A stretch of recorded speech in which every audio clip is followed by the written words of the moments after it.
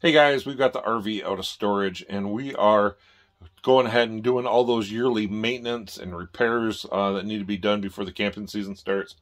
And one of the big ones that was on our list this year, at the end of last camping season, our RV power converter was giving up. It wasn't charging our batteries. The lights were dimming down. We actually had to put a jump pack on the battery just to get our slide shut, just so that we could get home. So it was leaving us kind of stuck dead in the water with no power. So we've ordered a new 3-stage RV power converter. We're going to go ahead and get that installed today. So let's go ahead and we'll jump right into that and we'll show you how it gets done.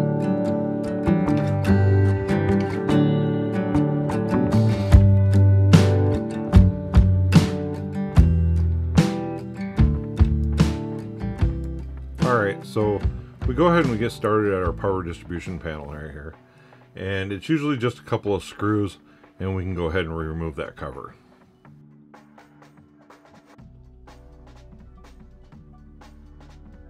So down here is our old power converter that we're going to be pulling out.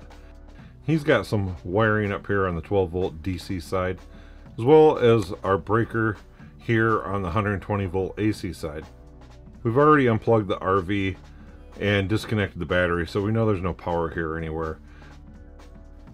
So I can go ahead and remove these screws here and get him out of there. Okay, so we're going to go ahead and pull out this old converter here just a little bit.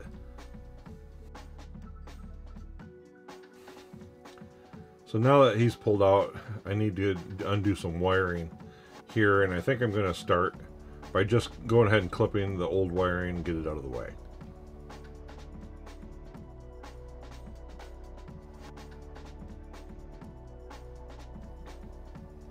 And while I'm doing this, if you could take a moment, subscribe to the channel so you get notified of new videos on RV travel, tips, tricks, and everything else RVing.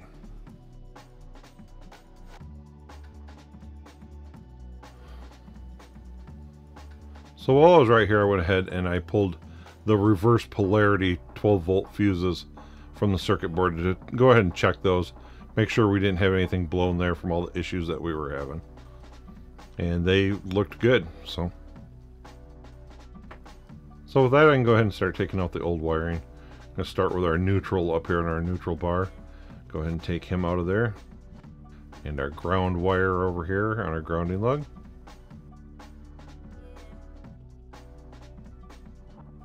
Then I can go ahead and remove the black wire here for our AC power that goes to the breaker.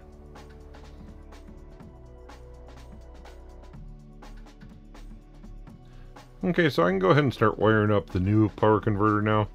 I went ahead and started with the neutral up here on the neutral bar, and then the grounding wire.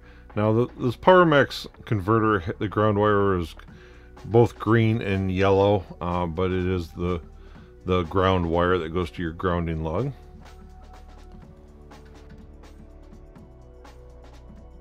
So when I got to the black wire that had to go into the breaker, I was having a little bit of trouble with the connector that's on the end of that black wire to fit in the breaker. So here I found it was easier just to take the breaker out, and then I was able to see that there's a little bit of a burr on that plastic connector that I had to kind of shave off a little bit with a carpenter's knife there, just so that I could get him in there. But even then, I had to use some big pliers, persuade him in there. But we were able to go ahead and reinstall our breaker and finish up the AC side of this. Now on the 12-volt DC side, you'll see the wiring kind of goes behind the little circuit panel. So it makes it easier if you go ahead and pop that panel out. You got to be able to get those wires in behind there to get it up there anyways. It just clips in there. There's nothing that really holds it, just a little clip. So a little pressure and it'll pop right out of there. So now that we got that popped out, we can remove that old 12-volt DC wiring that went to the old power converter and go ahead and get him out of there. Now I will note that this new Powermax converter, the DC wires that come up to the circuit board here are quite a bit smaller than what the original one, even though the original power converter was 35 amps. This one's 55. But the wires that come with it are rated for 55, so I'm not worried about that at all. But just so that when you see that they're smaller, you understand that they are a little different. So now that our wiring's hooked up, we can go ahead and we can clip that circuit board back into place into the distribution panel. And we don't want to forget to go ahead and put our reverse polarity fuses back in that we pulled and checked earlier. So now that all our wiring's in place, we're ready to go ahead and slide this converter in. Now this is a direct replacement for the WFCO converters that normally come in these RVs from factory.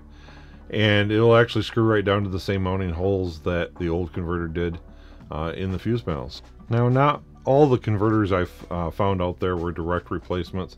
Some of them actually had, on the AC side, a plug-in that would plug into an outlet. And I guess some of the newer RVs, if they're not mounted in the bottom of the panel like ours is, that is used that way. But if you're looking for a direct replacement, I'll put a link to this one down in the description. Okay, let's go ahead and double check all of our connections. So we have our black wire to our breaker here for our AC power. We've got our white up to our neutral bar up here at the top. And we've got our green into our grounding bar. And then over here on the DC side, we have the 12 volt positive connection, as well as the 12 volt negative connection over here that goes out to our battery. So at this point, we're ready to go ahead and reconnect our battery and connect up our shore power and see if everything worked. Alright guys, that wasn't so bad. It only took about 30 minutes, even with filming, to go ahead and get this converter swapped out. Like I said, the Powermax converter, the wires were a lot smaller gauge than what the originals were, but they're rated for the 55 amp. The original was only a 35 amp. So there's definitely an upgrade. We've got all kinds of power that we need to open the slides, run everything that we need to do. And we're wrapping things up. We have camping trips coming up here real quick. I'm trying to get some of these items taken care of. And hopefully you got something out of the video. Give it a thumbs up. Comment down below if you have any questions or comments about RV power converters. And until next time, we'll catch you on the road. See you guys.